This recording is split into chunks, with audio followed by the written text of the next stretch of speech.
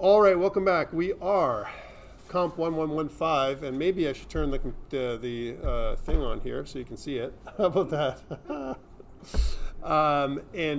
It is week 10, part 1 of our broadcast and recording together. And let's see if we can actually get this thing going. There we go. I just want to go over a couple things. Last week we talked about methods, passing by value and passing by reference. We also did more Windows forms. We talked about the combo box, the checkbox, radio button, group box, panel, message box. Talked about all those different Windows forms things. We talked about lists versus arrays and how lists can help you. We also did a bit of a demo in Unity just to show you that you can make a list of anything. And that's how we do it there. Hopefully you guys took something from that, maybe not. But we kind of showed you a bullet list, which is what I wanted to demo with you.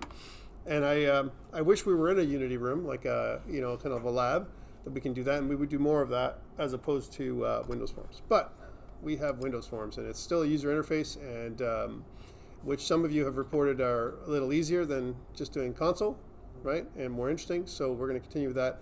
Today, what we're going to be doing is we're going to be talking about making multiple forms. So we've been working with one form up until today, and now we're going to expand to 4 more. So we're going to quadruple the amount of forms we had. Yeah. Da, da, da, da, da. See what happens. There's nothing there probably, right? So. No, it just says TBA. Yeah. See what happens. There we go. Ice 9 is a thing. It's coming out, yeah. So Ice 9 is due tonight at midnight. Woohoo! Right, as normal. And we're going to have, what was that? That's not exactly something to be excited about. I'm excited about it because, it's great. There's 2 things we're going to learn about today, Windows Forms, more controls, but we're also going to talk about the timer component and dialog boxes. We're going to talk about those 2 things. And we're going to get into how to migrate forms from other projects. That's how we're going to do it today. So without further ado, let's get into this thing. And we're going to get into it right away, guys, because we have a lot to cover. So here we are with my ICE 8. I just downloaded this from GitHub. Here we go. And what I want to do with it is I want to use this as a reference when it comes to ICE 9. We're going to create ICE 9 right now. And the way to do that, of course, is to go to Visual Studio. And you might say, wait, why don't we just rename? Nope. There's another method to my madness here. We'll talk about that. So I'm going to create a new project. And in the new project, I'm going to select Windows Forms like last time. And we're going to make new Windows Forms because ICE 9 for you guys, right? I'm going to click Next and Create. And then that's going to create our ICE 9 form. Here's what we're not going to do. We are not going to rename Form 1. Okay, we're not doing that today. We're going to delete it eventually, and we're going to add new ones.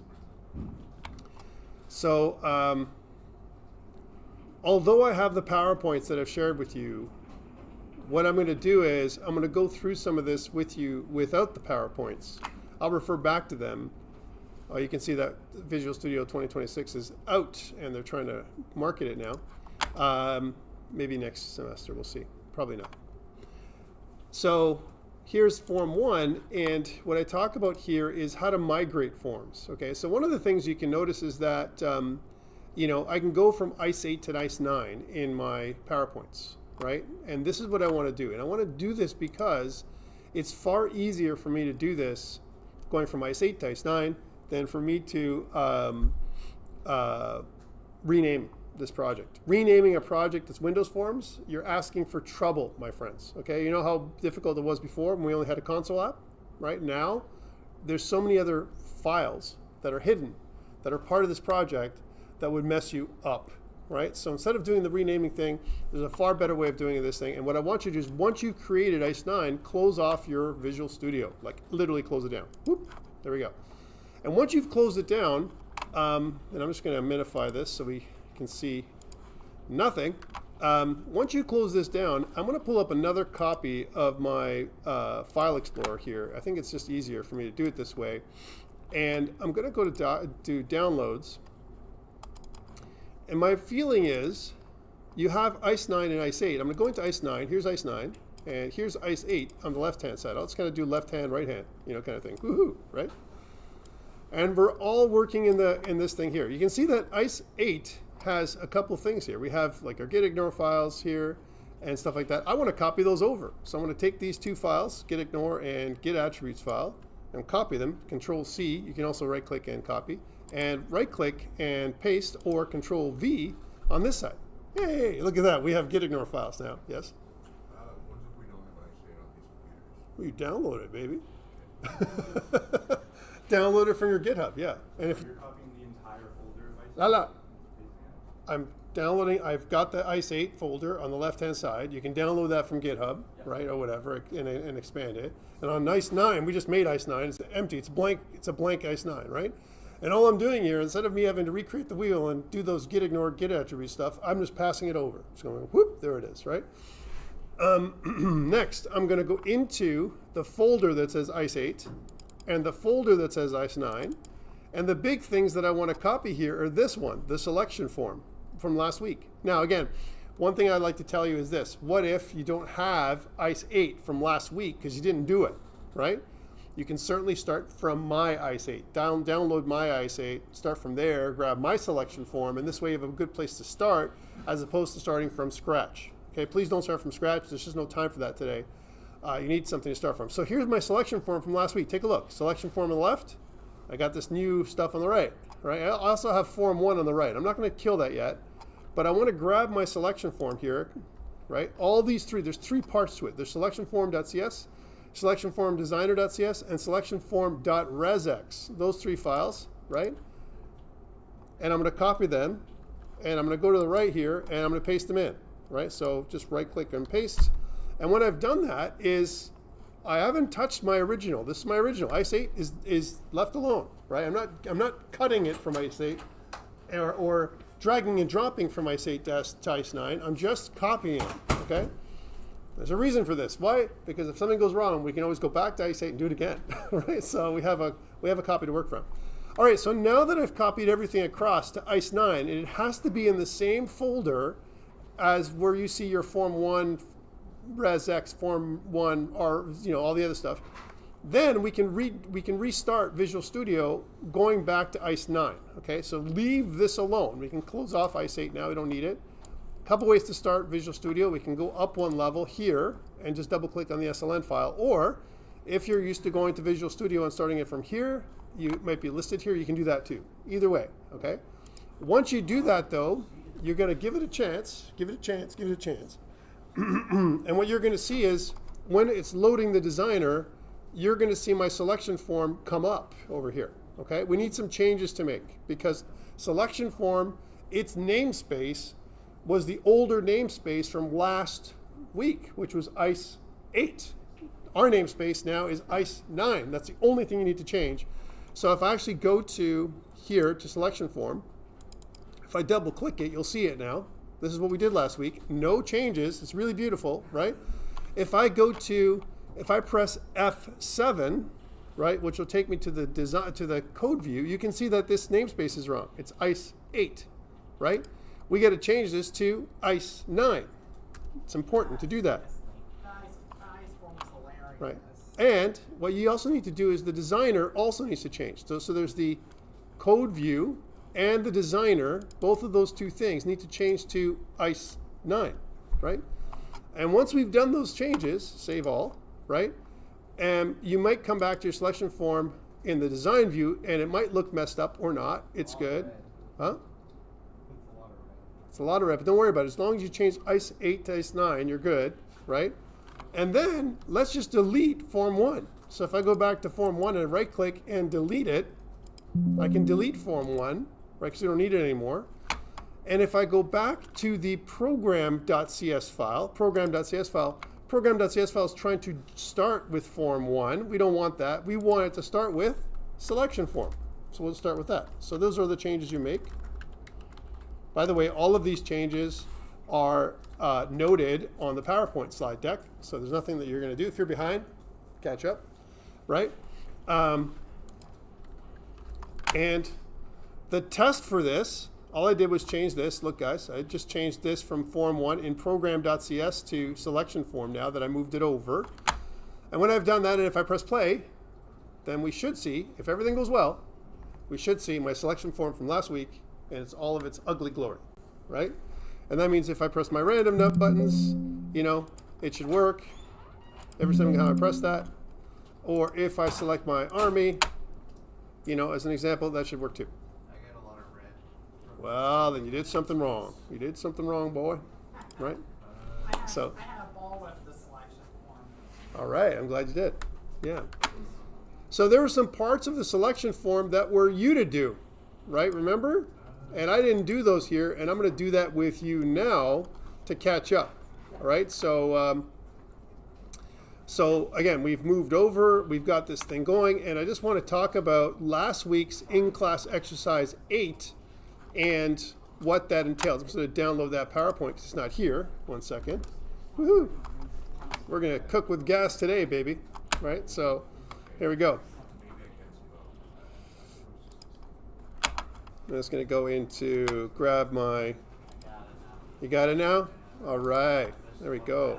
I know, it's all it takes, buddy. That's all it takes. Let's go. So I'm going to grab lesson 8 and talk about the stuff that you had to do for last week, because there's some stuff that was left over that's not part of my in-class exercise 8, actually. So we'll go in there right now and fix that problem, right? So let's do that homework from last week really quickly so that way we can get done. So last week, here's last week's in-class exercise 8 homework in a second. Let me go here. Way at the bottom here, there was a you do section. There we go. So you do, the combo box selection index changed event, right, is create and populate this thing, the combo box career selection change event. We did that one together, right? That was done. But I want to check it because look, here's the code, right? So let's go back to, I'm just going to go back to my Visual Studio here and check to see that the combo box select the changed event is actually exactly how it should be. So this is what I had. This is what it had to be. Looks pretty good. All right, so that's what you have to do. Next, you have to do this. We also did that together. So that was, we made this part, and I'm just going to make this a little bit smaller so you can see that it matches. There it is. And I'll give myself a little bit more screen real estate here. I'll just do one of these so you can see that stuff a little better. There we go. So that was that part. So we did that part. And then there was this button reset click event. We did that. We did most of it actually together. Button reset click actually we didn't do. Let's do this together. Okay, so selection form designer, button reset click. If I double click, it's going to create that event, right? And all I have to do is grab all this stuff. Oops. Grab all this stuff really quickly and put that in here. Woohoo! Done, right? That part was done. You have to do that. And let's test that. Whenever I do something like that, I like to test out my stuff. So does it reset? So if I kind of select something like this, and if I click reset, it should pop up, are you sure? And if I click OK, it'll reset everything. That's what that did. Oh, wonderful. Let's do this next part. And then the button random click, we almost had everything, almost, because the button random click was here, and we're only missing this reset part, which actually resets the combo box as well. So I'm going to copy that part. I'm going to go over to the results and put that in right here. And now that part is pretty much what it's supposed to be from this part to that part. Number 11, this part was the show random check changed event, right? So I want to show her, hi, this is the checkbox, right? So that was what we did last time. So again, back over here, I'm going to double click on this, which should generate the event. And then all I'm going to do is grab this part. This is what you did last time. You should have from last day. Save. And by the way, if it says checkbox show random checked, it might be because I've named it wrong, right? Checkbox show random. Let's see what I made it like. This is the beautiful thing about this. You can always go to checkbox underscore and see if I can find that. Did I do it right? Checkbox does not exist. Of course not. And of course it's not pulling up anything. checkbox underscore show random button. That's what I called it. Haha. In this context of show random button. Okay, there we go. So save. Okay, let's check that out, make sure that works. And so that means that if I click this button, then it'll hide and show the random button. That's what it should do, right? Wonderful. And number 12 was when you button submit click, application exit. All right, so button submit click is here, button submit click, double click, and then it's there, right? And that's good. So if I click that submit button, then it's going to close the application down. Now it does. And all this. So that was last week. Done. Okay, so that was how much you had to do. I know I ran through it really quickly just now, but there's not that much. It looks like a lot, but if I can do it in 5 minutes, you should be able to do it in an hour, right? Like, doesn't take that long to do, right? So I think it's pretty good. So now that we've got our selection form where it should be from last week, this is everything that you had to do from ICE 8 at this point. Now I'm going to put it up on GitHub. I'm ready to go with that form. So I'm going to go to View. I'm going to go to Terminal. And I'm going to put this up. Now, here is going to be the ICE 9 starter. If you're someone who hadn't done ICE 8 and you want to start from scratch, there's two ways you can do it. You can start from my ICE 8, or I'm going to give you a chance to start from this right now for people who are here. People who are watching, sorry, you're going to have to start from ICE 8 because I don't want you to start from ICE 9. ICE 9 will be completed a lot, and I want you guys to start from, good practice to start from scratch for you, right? So I'm going to do a git init, git add dot, git commit minus m, initial commit, git branch minus capital M, main, and I've got all those piece parts. And then I'm going to go over to here, and I'm going to go to github.com. Actually, I'm over here already. Haha. And I'm going to maybe sign in. How about that? And it's going to ask me to use my two-factor, because it should. We're cooking today, my friends. Cooking. All right? And let's see how we go here. And I want to make a new repository. Let's make a new repository here. And we're going to call this,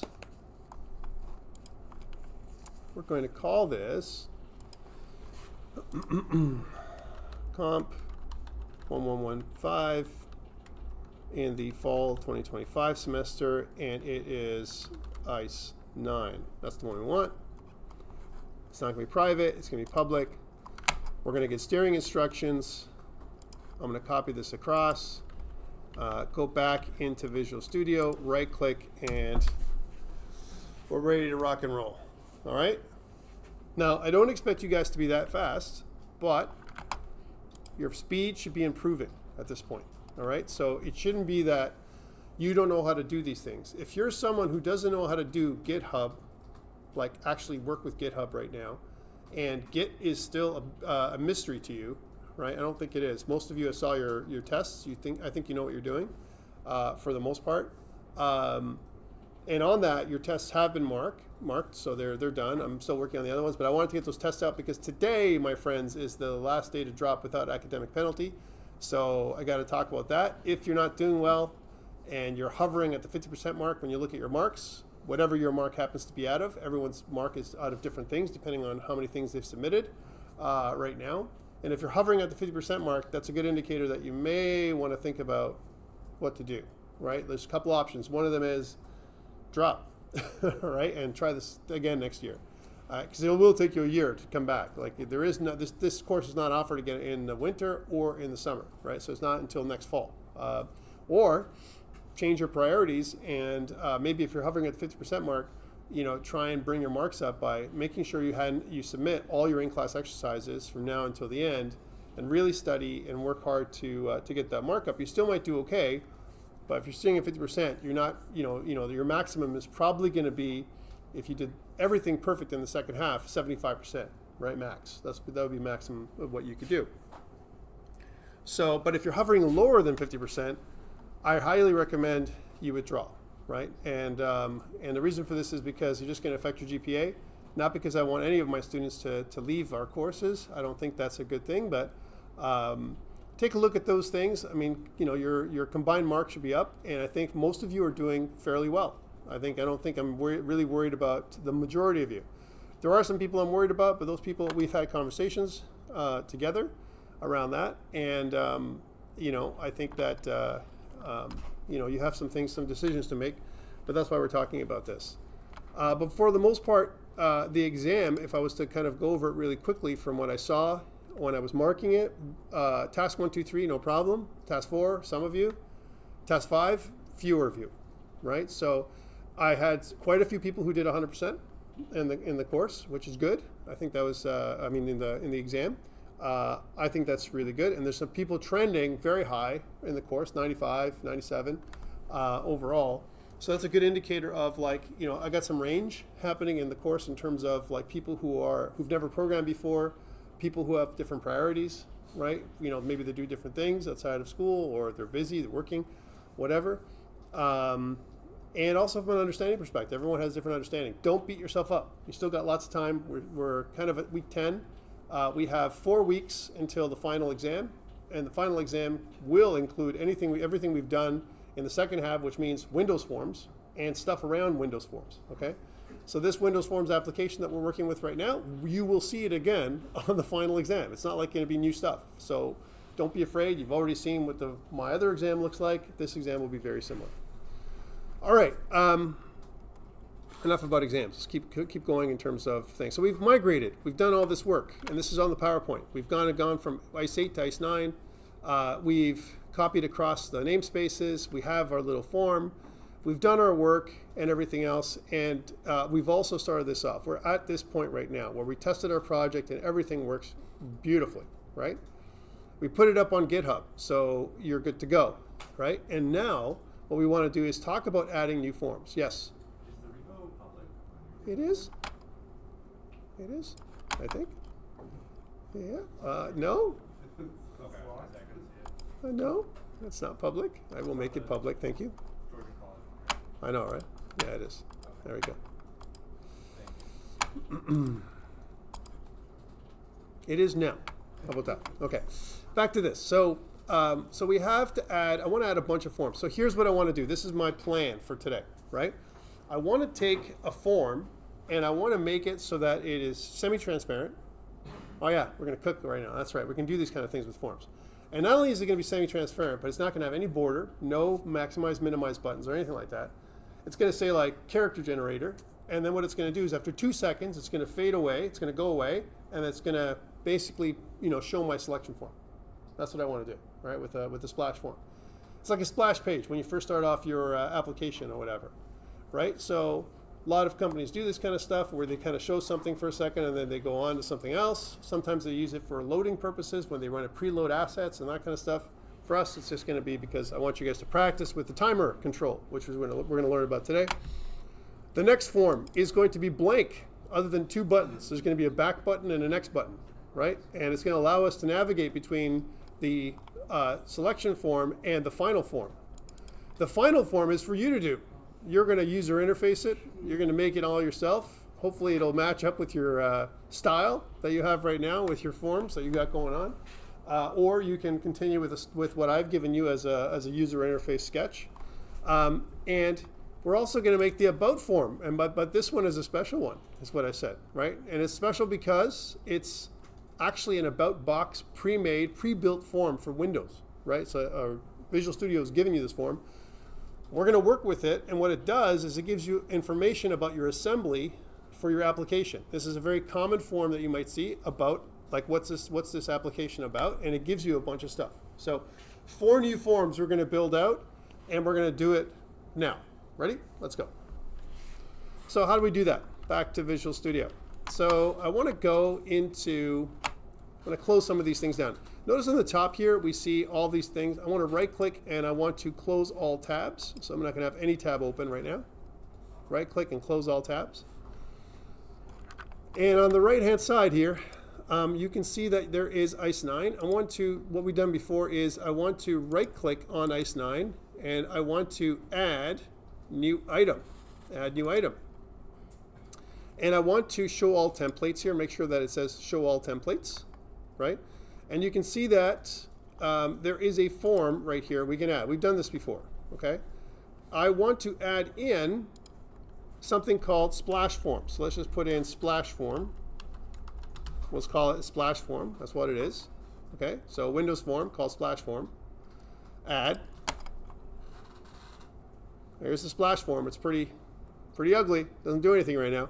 Right click, and I want to add. Not ugly, just really, really boring. Boring. I want to add a new item called next form, another form, same kind of thing, but call it next form. There we go. And I want to do the same thing and add a new item of type form called final form. I know, this is exciting. Really exciting, guys. So we got a bunch of forms now in the application where we had only one before. We had a bunch now. And the last one isn't going to be one of these. Here, watch carefully now. It'll be right click. I want to add a new item. And instead of a form like here, there is, if you scroll down, something called an about box. You can also search for it. Here it is, right here, right? About box. And it actually says Windows Forms right here. So it's just below form. It's called about box. And instead of calling it about box, we're going to call it about form. Okay, I'll wait for you there to catch up. About box.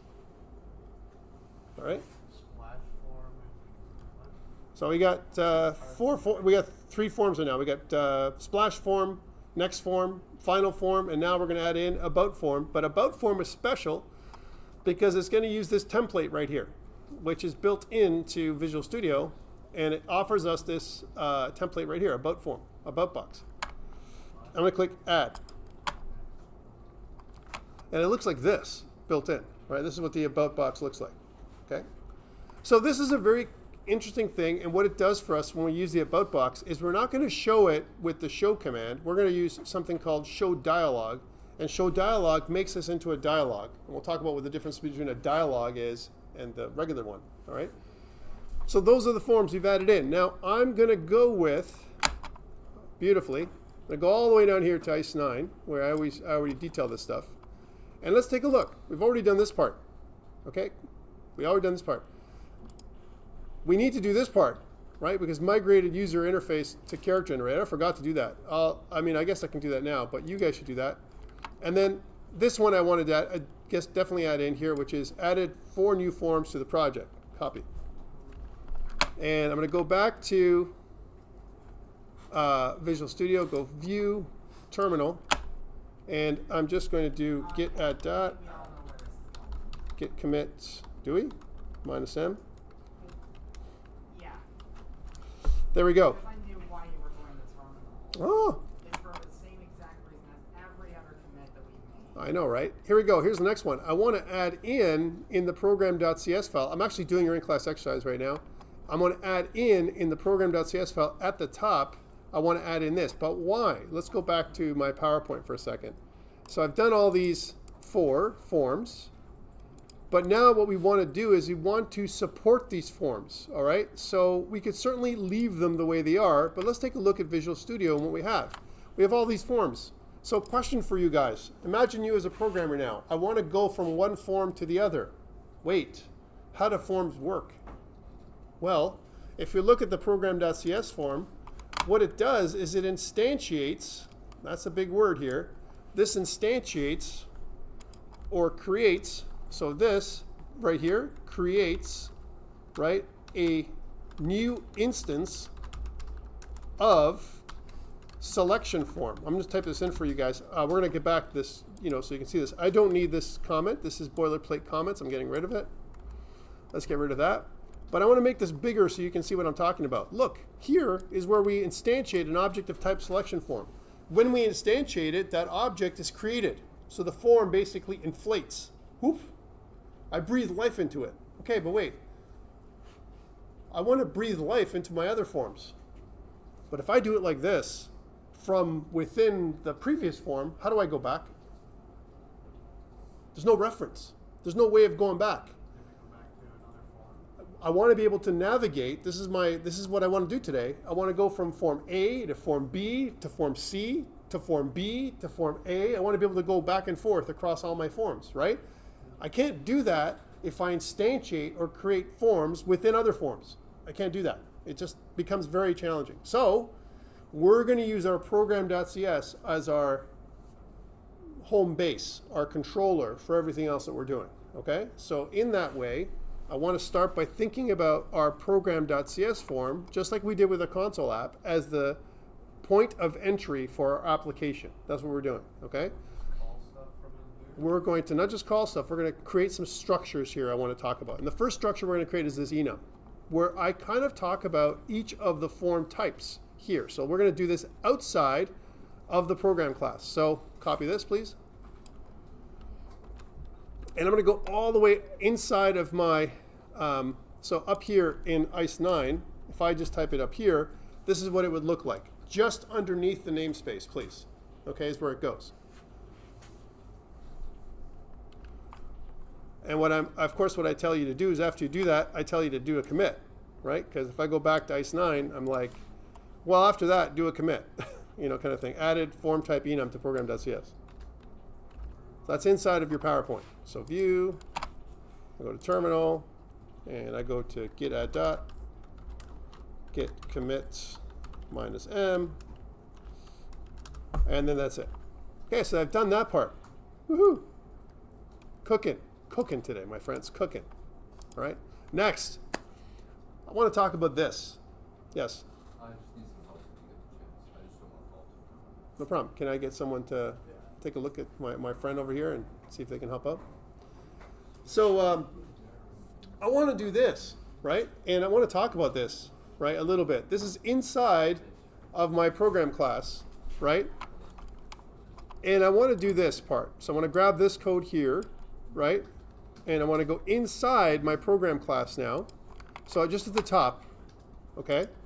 Like right here, okay, right here. And by the way, let's get rid of some of these comments. I don't need these boilerplate comments right now. It's taking up some space. Inside of my program class, right here, is where I want to put that stuff, right here, okay? Let me explain this for a second so you understand. I'm making room, I'm allocating space. I'm saying, hey program, what I want to do is I want to dig up some space in memory for these 4 forms or 5 forms. 5 forms now. I want to dig up some space here, okay? I don't want to do anything with this space right now. I just want you to dig it up, all right? Make some room for these five forms. Each form has a different memory footprint because each form is going to have, my friends, different controls. More controls in a form. Think about all the controls I'm adding into a form. The bigger, the fatter the form is in terms of memory footprint. That means each of these things, each of these, I hate to say this, graves that I'm digging, right, are going to be different sizes, right? That's what they're going to be, right? So that's what they're big. There's kind of like these spots that I'm making, almost like I'm pre-building a house, a foundation, and these houses are going to be different sizes. So I say, come on, give me some space, contractor, right? I want to have some space for these houses I'm building. I haven't built them yet, but I need the spaces. And so what Windows does here is it pre-allocates memory, waiting for me to put something in there. They're blank right now. Okay, that's what this does. Then what I want to do is add in this list. And I want to create this list of forms. Okay, that's what I want to do, right? So this list of type form. Remember last week we said you can make a list of anything, right? Well, I'm going to make a list of forms, like an array of forms. Okay, I can make an array of apples. It doesn't really matter, right? Or array of bullets, like we did last week. It doesn't matter, right? You can make an array of whatever, huh? Or an array of arrays. Array of arrays, right? Or an array of arrays. Recursive arrays. Any kind of crazy stuff, right? So what happens now? Let's keep going. So I know I'm being a little bit excitable here, but I'm excited. It's an excitable time, right? So here we go. The last thing I want to add in is this piece. So the only thing I missed here in the program class is this Boolean, which is exiting. And I've asked you to put this in early here because we're going to get back to this later. But I want to put that in right here as well. And that comes right from slide number 80.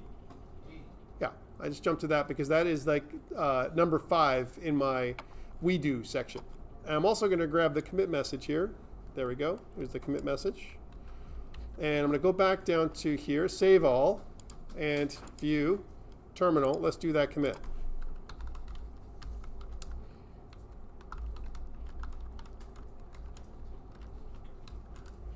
Again, I'm following the in-class exercise. As I'm adding stuff, I'm adding a commit. Adding stuff, add a commit. And so this way you can keep track of your work and you're slowly building out your application, right? By the way, I want you guys to work like that even when you're working on your own, on your game, right? I know it's hard, but if you don't, then you're not going to have keep track of your work at all. You're not going to know who did what. And if you ever want to revert, you can't. So, all right, back to where we were. So way back up here again. So, I know we're way up here. So we did all this. And then finally, what I want to talk about is what we're going to do here. All right. So I want to, and this is important to do, right? I've added in those variables above main. Now, inside of main, there's going to be 2 piece parts. And this is a very important order. Order matters here, my friends. Be careful. We're working with a Windows form. A Windows form is a house on stilts, okay? That's what it is. We've seen this. It breaks really easily, remember? It doesn't allow you to do stuff. It gives you all these errors and all this kind of stuff. So follow me here or else your house on stilts will fall over, okay? You don't want this to happen. Number 1, notice that the initialize call is happening before anything else and before the run call. If I go back to Visual Studio, you can see that those 2 pieces are next to each other, all right? Don't be making it wrong and put something up here. You can't, okay? The initialize call needs to be the first thing that you do inside of your main. In between the initialize call, I'm just going to erase this little comment here because we don't need it anymore, and the selection form call, the run call, this is where we put in this stuff right here, okay? This part. Okay, I'm going to put this in. Let me explain why. Initialize does a lot of stuff in the background to set up the stilts for your form. It kind of sets out the foundation or the structure. It hangs the form on a coat hook. Okay, that's what it does. And basically it says here, I'm structuring my form so it's ready to go. You can fill it in. Okay, if you don't do that first and you try and do other changes like I'm doing here, it will fail. It'll cough up a lung. Okay, you don't want this to happen. All right, so please don't. Here, I'm also referencing splash form, selection form, next form, final form, and about form. I'm doing all these things. We've already done them here. Look at how we're separating. Here is where I'm just going to put this in here. I'm declaring form variables. That's what we're doing here. Form variables. I'm declaring them here, right? I'm declaring, look at this. I'm declaring a form list, or we'll call it a list of type form. That's what we're doing, okay? I'm declaring a Boolean that will help us exit eventually. Okay, we're not there yet, but I'm doing this ahead of time. Here, I'm not declaring anymore. I'm initializing, right? Here is, I'm initializing, for the form variables. And I'm doing that by instantiating, that's the word, objects of the related forms.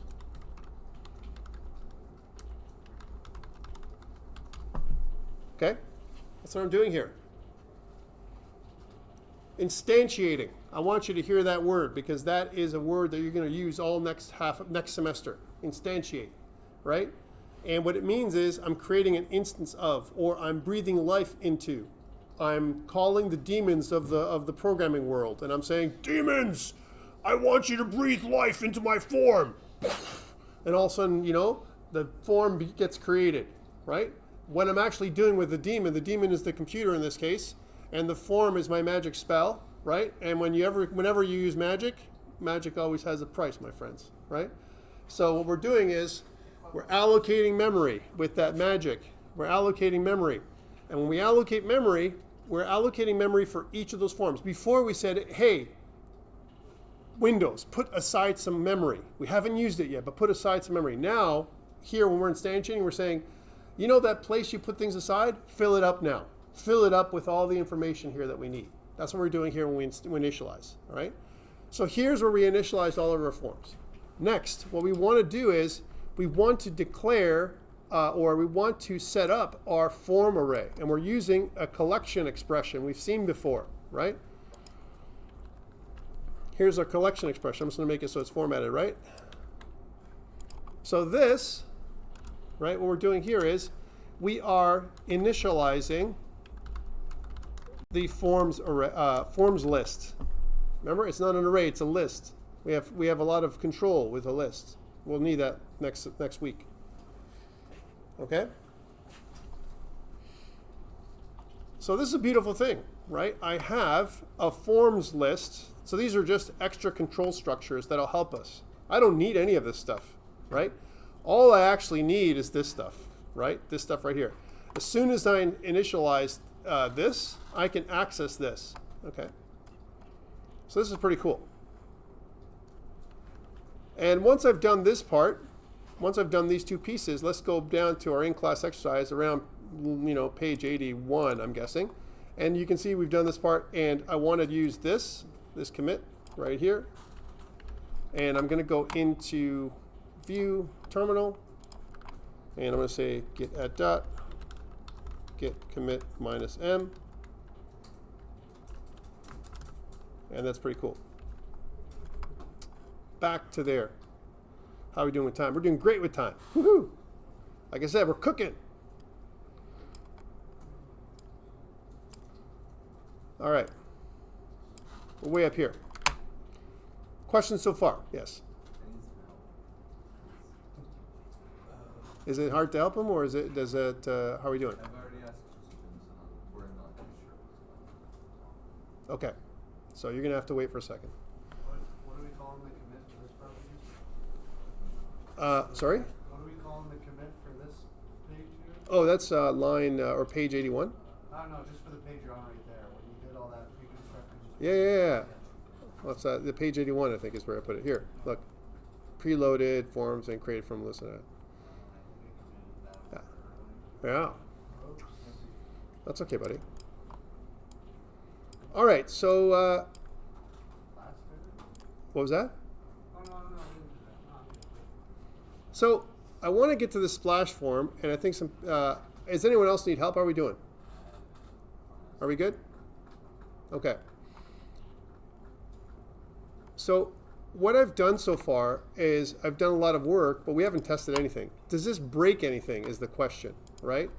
Does this break anything? And so what I want to do now is just run this thing and make sure everything works. We add a bunch of code and we don't test, it breaks, right? And so we need to test on a regular basis. You can see here, still, we're still pretty good. I can still do this. I can still make a random number happen, kind of thing. I can do that every time. I can, do all this work. I can still do this work, kind of stuff. I can do a bunch of stuff. I can reset my form. All those things are still working, and I can close things off, right? So if I'm still good, I haven't broken anything. And of course I wouldn't, because these things right now don't affect anything. They haven't affected anything, right? Here's what I can do, right? Instead of starting my selection form this way, I want to start from my splash form, and that's the next piece. So we're starting at sitting at 8:46, and I want to I think this is a good time to take 10 minutes. Let's take 10-minute break, right? People can catch up on your commits and all that kind of stuff too, right, Zach? Got up on your commits? Yeah. And I'll help people out that need the help, and then we'll come back at 10 minutes or so, rough. Maybe I'll even try and sneak out and get a coffee too, and then we'll continue, all right? 10 minutes, guys. Well,